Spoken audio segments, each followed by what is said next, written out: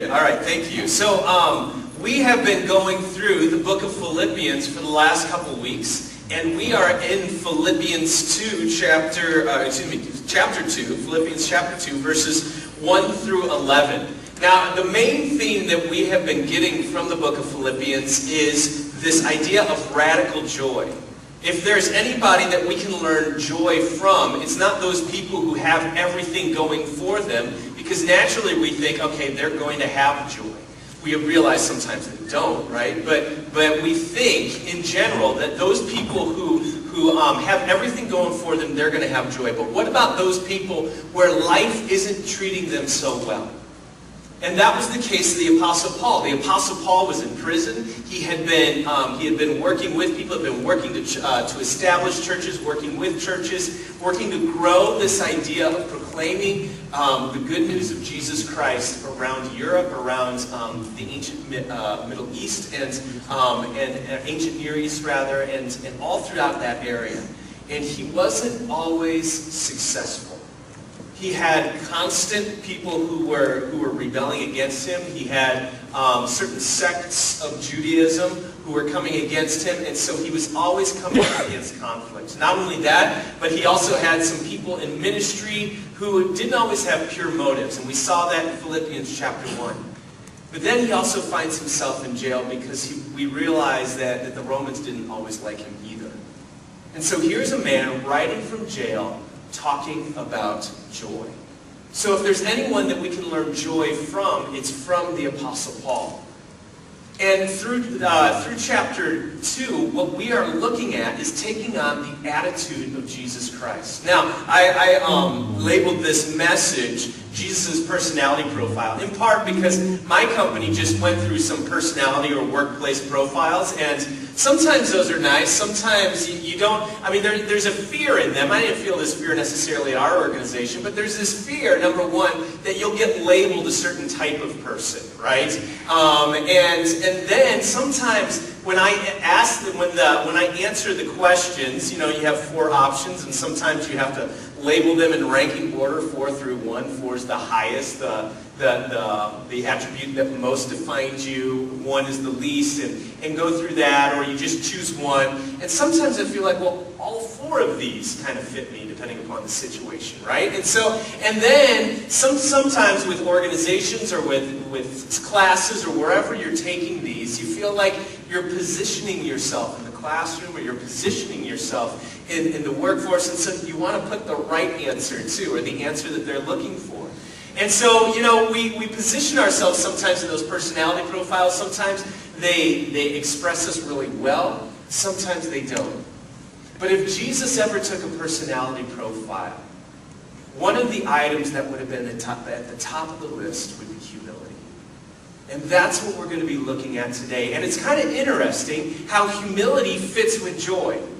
You don't necessarily think of those people who are humble also are joyful, but as we unravel this a little bit, as we break it down a little bit, we'll start explaining why humility brings joy. So if you have your Bibles, go ahead and open up to Philippians chapter 2, starting in verse 5. Philippians 2, starting in verse 5. If you don't have your Bibles, we also have the text on your bulletin. Thank you, Pastor Dan and Andrea. Appreciate that. But we're actually going to start a little bit before verse 5. Just because what I want to do is I want to break it down a little bit. I want to review what we've been going through. I also want to give a definition of humility, because I think the Apostle Paul gives some really good descriptions of what humility is all about. We'll start in verse 1. We'll just go quickly through it. And it says, "Is there any encouragement from belonging to Christ? Any comfort from His love? Any fellowship together in the Spirit? Are your hearts tender and compassionate?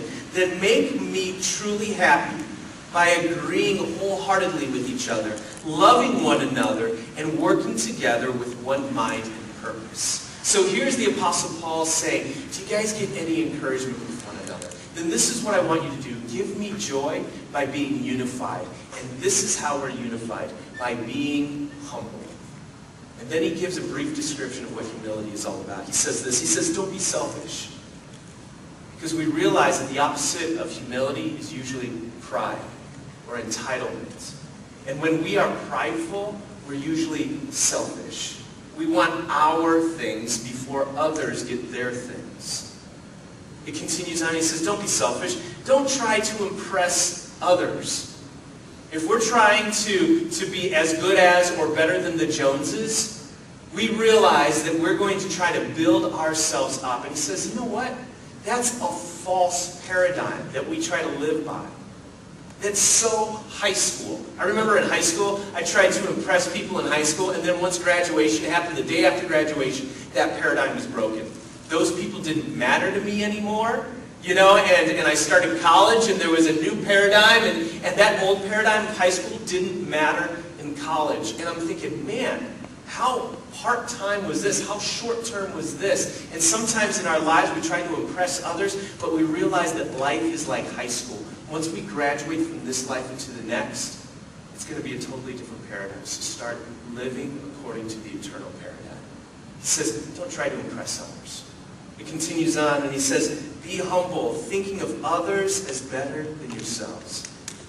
That service-oriented attitude, looking at the needs of others, and he gets to that in just a second. He says, don't look out only for your own interest, but take an interest in others too. So we're looking out for one another, and that's what's beautiful about Sunrise. That's what's beautiful about the church in general, is that we look out for one another. And we care for those outside of this community too, because we want to show Christ and we want to share Christ. But then it continues on and he says, this is the personality attribute, the one personality attribute that I want you to have that Jesus has. This is what he says in verse 5. He says, you must have the same attitude as Jesus had. If you're going through your notes, this is in verse 5. This is the chief point of verse 5, and this is it. Your chief desire in life should be like Christ. Every year I do not necessarily New Year's resolutions, because sometimes they don't always follow through, right? I don't always follow through with them. But I do have these New Year's goals, okay? Now some of them are pretty ambitious in nature. Others of them, I know I'm going to do them, so I just mark it down and say, I need to do this as my goal. That way I know I'll accomplish something this year, right? There was this one year when I knew I was going to go skydiving in May, so I wrote, I want to go skydiving. I knew I was going to get that answer right? So I have that, but as we look at those resolutions in our life, as we look at those goals in our life, is our chief goal to become more like Jesus? You see, because if we're talking not about the high school paradigm, but about the eternal paradigm, our chief goal ought to be to take on the attitude of Jesus. One of our chief goals, anyway. Another chief goal is to influence people for Christ, is to live eternally. And so my question to you is this. Is one of your chief goals in life to be more and more like Jesus every day? Or more and more like Jesus to your spouse, or to your family members, or to your friends? Because that's what the Apostle Paul is saying right here. Your attitude, he's not saying you guys need to make more money. The Apostle Paul is not saying you need to have a better influencing personality. He's saying you guys should have more kids. Is he saying that? No. He's saying, I don't care where you are in life. I don't care if you're a slave. I don't care if you're free. I don't care if you are black. I don't care if you're white. I don't care if you're male or you're female. Anybody can take on the attitude of Jesus. And that's what I want you to do. And then he goes on and he describes who Jesus was. If he's continuing this theme of humility, this is what he says. He says, though he was God, he did not think equality with God as something to cling to. This is the point in your bulletin. It says, Jesus was God, but he didn't cling to all the amenities of deity. Over the last couple of years, I've had the opportunity to travel a little bit and going on some mission trips, and that's been a lot of fun. And I've gone to some mission trips where you're playing in the dirt in a third world country, and I've also gone to some mission trips where you're staying in some pretty nice hotels, because every country has needs, okay? But it's funny just how you get to know yourself and some other people around you, and how sometimes people like amenities when they travel. Okay? And there's nothing wrong with that. I like those amenities too. But here was Jesus, and he had all the amenities of eternity. That meant, as God, he didn't have any suffering or pain.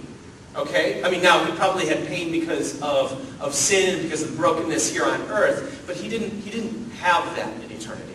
He had people constantly worshiping him. He would say something and it was automatically done. He had all the amenities that we could ever wish for or ask for.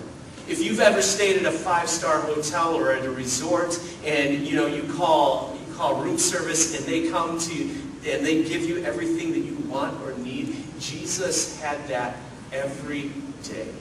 And he had this glorified body where he didn't suffer or have pain. And Jesus gave up all the amenities of that reality to come here on earth. This is the way I wrote it as I was thinking about it. Nothing was beneath Jesus. And he was willing to get his hands dirty. If we had to change that verse around, I'm not saying we should, but that's what that verse is saying. That's what verse 5 is saying. Though he was God, he was willing to get his hands dirty. He didn't consider equality with God. He didn't consider the divine amenities worth having. He was willing to get his hands dirty, and he was willing to do what needed to be done. And for him, it meant dying on the cross for our sin. But it continues on and it says this: instead, he gave up his divine privileges, and he took a humble position of a slave and was born as a human being. If you're following along, again, in verse 7, it says this: Jesus was not a man who became God, but a God who became man. This is vitally important because there are some religions, even in the neighborhoods around us, who believe that Jesus was just a man who became God, rather than God who became man. And there's a variety of different reasons why it is important that we say Jesus is God and he became man. There's a variety, but here's 2 or 3. Number one, we don't get the example of who God is until we see Jesus. If we want to see who God is, we look at the life of Christ. And here's what Jesus and here's what Paul said about Jesus. Though he was God, he did not consider equality with God something to be grasped. Now, is he saying that he's releasing himself with the deity? No, that's not what the Apostle Paul is saying in that moment. Jesus didn't release his deity. He just released the amenities and the privileges that he had as God to become God in body here. Fully God and fully man. So when we see Jesus, we see God himself. We don't see this honor student human being who's becoming God. Right? We see God himself. The other reason why it is important is because if Jesus were a man who was just exalted to godhood, that would take humility right out of the equation. You see, if Jesus was just a man who just worked his way up to becoming a God, that means that we can follow in the same way that Jesus could. That means there's no place for humility. Because if I'm working my way up to you, babe, if I'm working my way up to godhood, then there's no place for humility because I'm constantly working up, and it's all about me. But what we realize is about following Jesus Christ. It's not about us. What did Jesus say? If you're going to be my disciple, you must deny yourself, take up your cross, and follow me. We also realize is that if Jesus were just a man who became God, then he wouldn't have been this perfect sacrifice. Because we also realize that all men and women, all have fallen short by sin. Right? All have sinned and fall short of the glory of God. And so here is Jesus. If he were just a man, we realize that he would also have a sinful nature, and he wouldn't be the complete and perfect sacrifice for our sin. And so it is vitally important that Jesus was God who became man, who was fully God, gave up his attributes and his privileges, and became man, fully God, fully man, to live here on earth. And so we see that in verses 5 through 7. We also see in verse 8 this. This is what he says. When he appeared in human form, he humbled himself in obedience to God and died a criminal's death on the cross. When Jesus came down, and this is if you're following in your notes, Jesus didn't abdicate his divine privileges. He did abdicate his divine privileges. He obeyed God's will, even to the point of dying in the most humiliating way possible. So as you write this out, privileges, scratch out didn't and put in did. He did abdicate his divine privileges. He had that Amex Black card where he could do anything, but he decided to leave that up in heaven while he came down here on earth. Okay? And so we realize that not only did Jesus come here on earth, but he came as a slave, as a servant, born to a carpenter and a poor Jewish woman. And he lived an average, ordinary life. Nobody probably knew that he was God himself until he started revealing his deity little by little. When he went to the temple when he was 12 years old. And when he, just here and there. And then when he started his ministry, people were like, wow, there's something different about this Jesus. And so slowly but surely, he revealed his divine attributes. But here's Jesus starting from ground one. How many people do we know sometimes who maybe have grown up in wealthy circumstances, and they decide to hang out with maybe lower class, working class people, maybe they go on a mission trip or whatever, but they're all about telling others how much money they have, right? Or how much power or how much status they have. So they leave their natural habitat, but while they're walking around, they're also telling everybody how high status they actually are. But here is Jesus, who not only left that realm, but also walked around so that nobody knew, unless he revealed his divine nature, nobody really even knew that he could be the Savior of the world. Now, in time, he revealed that, but even when his disciples first noticed him, they didn't notice anything. I mean, he wasn't big and buff. He wasn't the Arnold Schwarzenegger of Palestinian Jews, right? He wasn't any of that. He just walked, and he gave up, and he lived with a carpenter and a poor Jewish woman. And it continues on in verse 9, and it says this. It says, because he did that, when he appeared in human form, and he humbled himself in obedience to God, and died a criminal's death on the cross, realize that nothing was beyond Christ's obedience to God the Father. If God said, this is what needs to be done, Jesus was like, okay, I'll do it. I remember watching Black Hawk Down. I don't know if any of you have seen this movie before, but I think it came out in the late 90s, maybe early 2000s, and it was about something that happened. It was about a battle that went wrong in, I believe, Somalia at that point in time. All right, and there were Rangers that were sent in. There was also Special Forces and Delta that were sent in. And if you ever watch that movie, it's a violent movie, so if you're queasy at all, don't watch it. But there is this Delta guy, this Delta Force, so the tip of the spear as it relates to American military. And he went in, and he had just got done doing some surveillance around that area. And the Rangers were sent in, and he went in with the Rangers. And the whole movie is about these Army Rangers battling and things going wrong and helicopters going down, and they're trying to secure perimeters and get back home and get their wounded or their dead Ranger buddies back to the fort where they were at. And And it was all these things. And then this Delta guy who didn't have to go in, goes in, and he's fighting with these Rangers. And then he comes back out, and at the end of the movie, he's grabbing some grub, he's grabbing some food, and he's getting ready to go back out. Why? Because nothing was beneath him. He knew he had a battle to go into. And he was willing to do whatever. He was willing to give surveillance. He was willing to fight with his ranger buddies. He was willing to go out by himself with a small group and continue the battle because that's what needed to be done. And that's what Jesus did when he came here on earth. Nothing was beneath Jesus. That gives me chills because sometimes when I go to work, sometimes I feel like some things are beneath me. Right? Sometimes when I'm at home, sometimes I think some things are beneath me.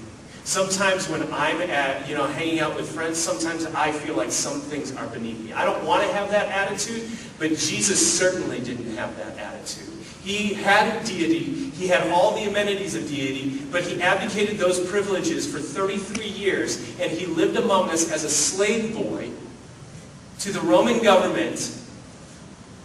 And if that weren't enough, he carried his cross on our behalf and died the most humiliating way to die ever.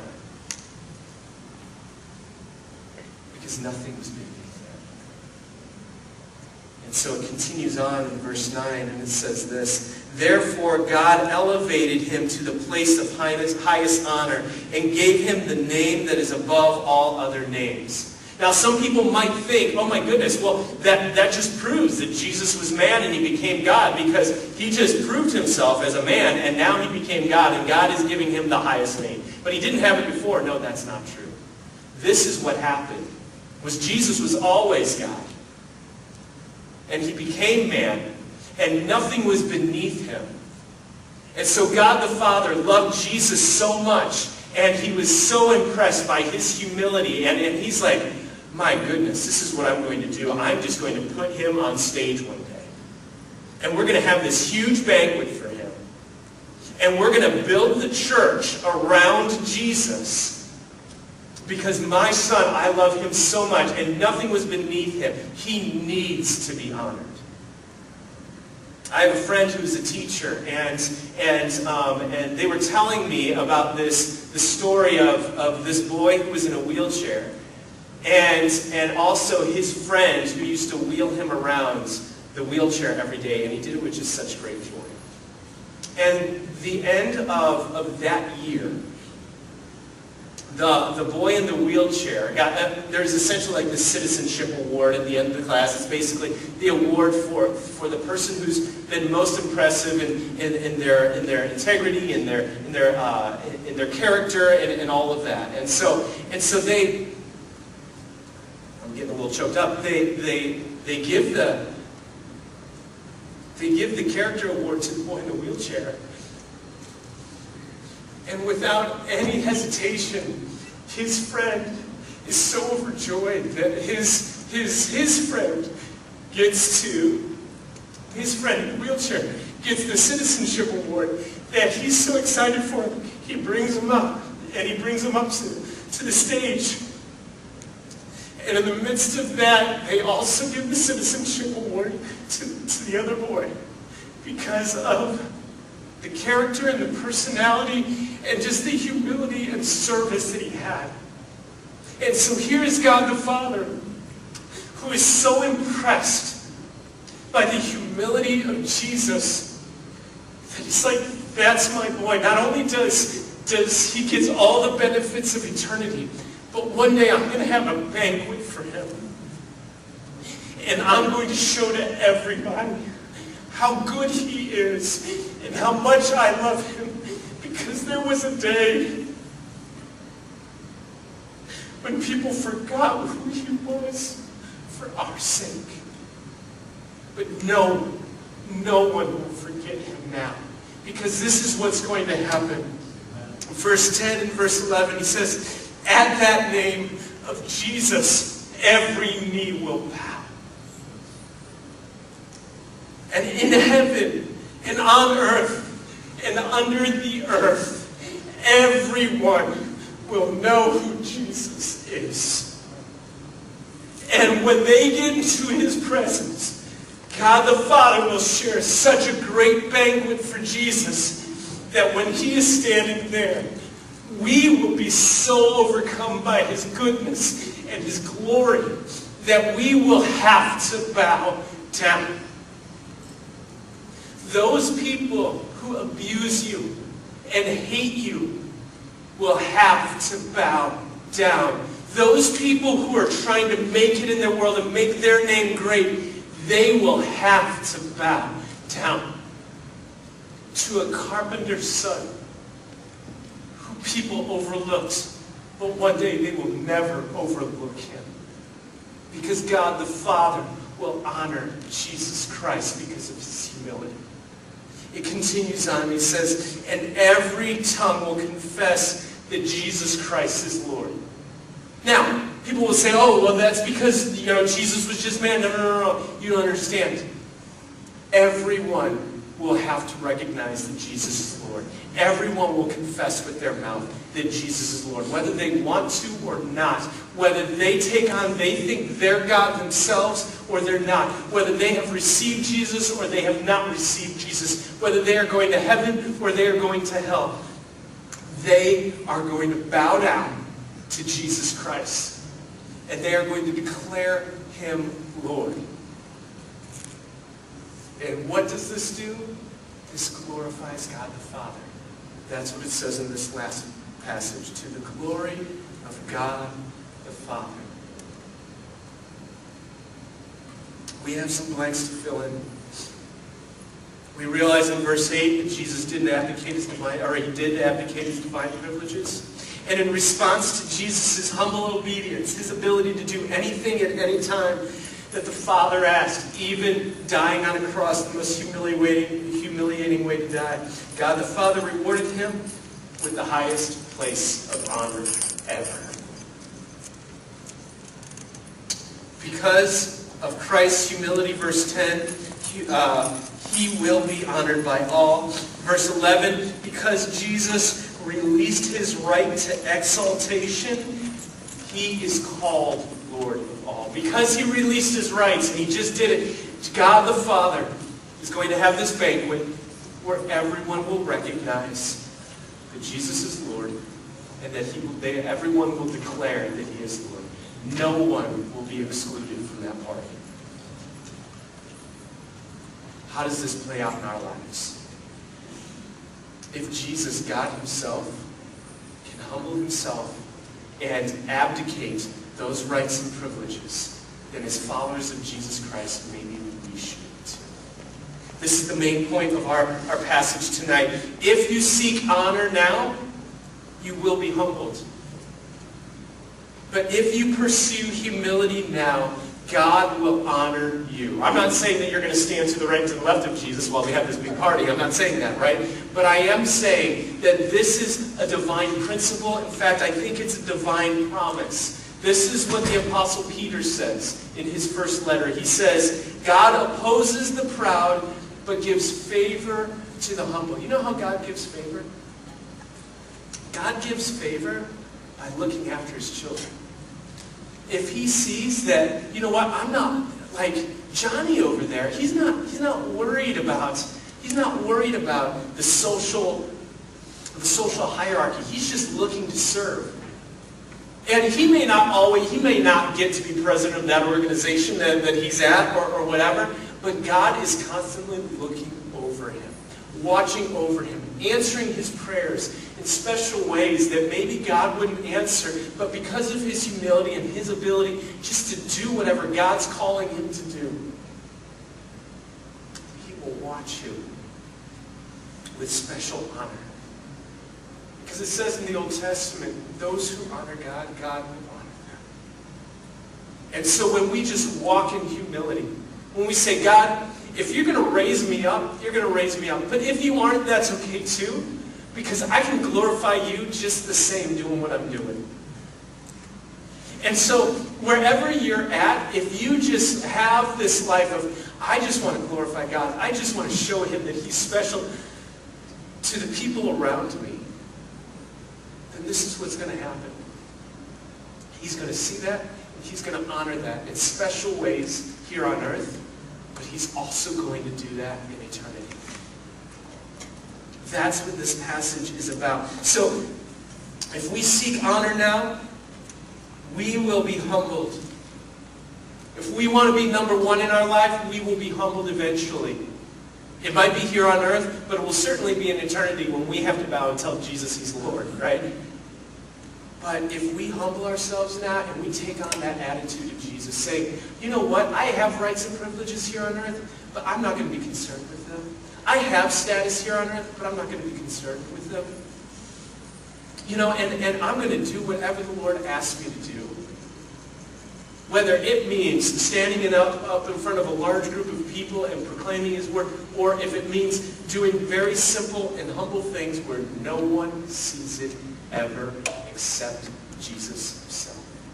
That's what I'm going to do. What's beautiful about this is it equalizes the playground for us as followers of Jesus Christ. Because sometimes we think, oh my goodness, those people who are writing books, or those people who are speaking in front of thousands, or those people this, those people that, those missionaries out there who are getting all the recognition, whatever the case is, we think, oh, you know what, they probably have higher status before God. The reality is all of life is all for Jesus. And if we put every ounce of our life, work, school, retirement, friends, family, even if we have none of that, but we just do our work around our home or our apartment or whatever for the glory of God, that satisfies him. So this is how it plays out, and this will be my final thought. This is how it plays out in joy. See, this is what happens when we don't have humility. Humility says, I don't deserve this, but God has graciously given it to me. And so I enjoy what he's given me all the more. But the opposite of that is entitlement. Entitlement says, I deserve this. And when you don't get that certain standard or status, what happens? You start getting hungry. I don't know about you, I start getting hungry, right? I start getting a little bitter. Like, life should be treating me a little bit better than this, right? And I start saying, I deserve this. Entitlement breeds bitterness. But humility breeds gratitude, which shows itself in joy. How can the Apostle Paul, who is in prison, have joy? Because he had a humility like Jesus. Not perfectly like Jesus, but like Jesus. So I don't care what the status is in churches nearby. I don't care what these Jewish synagogues are saying about me. I don't care. I'm just looking to follow Jesus. And it means I'm going to prison so that Christ's name can be proclaimed. Then great. That's all that matters. And so can you see that he didn't have any entitlement to him? He was an apostle. But he didn't have this entitlement. Just said, I don't deserve this. I'm just grateful that whatever God has given me, he's given me.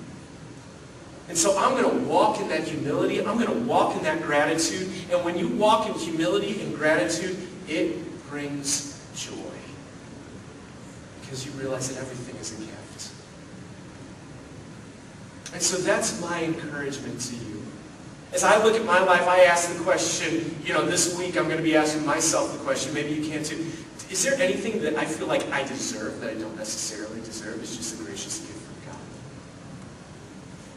Then what I'm going to do is I'm going to take off that attitude of entitlement. I'm going to work to do that. That's going to be one of my prayer requests throughout the week. God, am I entitled to him? Do I feel entitled? Do I feel like I deserve something when it's actually just a gracious gift from you? What I'm going to do is I'm going to seek to get rid of that entitlement, maybe that bitterness that comes with it, and that pride that comes with it. Say, God, I'm just gonna love you, and I'm gonna say I'm grateful for what you give me. I just want to steward it well. And my goal in that is to take on the joy of the Lord. So maybe that's something that you can do too. We see that Jesus was God, But he didn't hold on to any of those attributes. He came down, he got his hands dirty, and he lived and he obeyed God the Father with whatever was given him, even death on the cross. And when Jesus humbled himself, God honored him. And when you humble yourself before the Lord, and you humble yourself and you take on humility as an attribute, as a personality trait that Jesus had, God will honor you. So let's do that this week. Would you pray with me?